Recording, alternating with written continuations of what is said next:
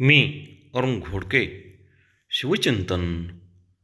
मराठी मुलकामध्ये आलमगीर औरंगजेब बादशाह जवळपास 7 लाखाची फौज घेऊन 25-26 वर्ष तळ ठोकून बसला होता.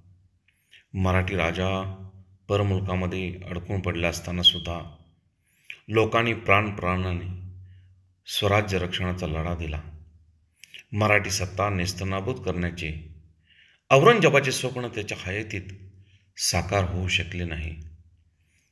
कारण महाराजांनी लोकांच्या मध्ये निर्माण केलेली आणि स्वतःच्या वर्तनाने सतत जागृत ठेवलेली स्वराज्यनिष्ठा हेच होय. आपल्या राष्ट्राच्या आणि प्रजेच्या गरजा जाणणारा ते द्रष्टे राजे होते. म्हणूनच यशवंत, दानवंत अधिक वेचक विशेषणे त्यांना लागू पडतात.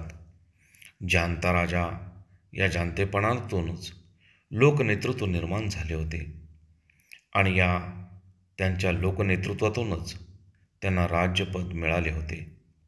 म्हणूनच साम्राज्याचे विघटन होते, राजघराणे नष्ट होतात, पण लोकनेता शिवाजी राजांसारख्या एखाद्या राजाची आठवण मात्र मानवजाताला चिरंतर प्रेरणा देत राहते. महाराजांनी आपली राजमुद्रा ही लोककल्याणाची अपेक्षा व्यक्त केलेली निर्माण केली होती. प्रतिपदेच्या चंद्रकलेप्रमाणे हळूहळू वाढणारी शहाजीपुत्र शिवाजींची मुद्रा कल्याणासाठी प्रकाशमान होते अथवा शोभते. येथे कल्याण म्हणजे लोकांचे कल्याण असा शब्दप्रयोग अपेक्षित आहे. म्हणूनच त्या मुद्रेमध्ये त्याची नोंद केली. बहुत काय बोलणे. राम कृष्ण हरी.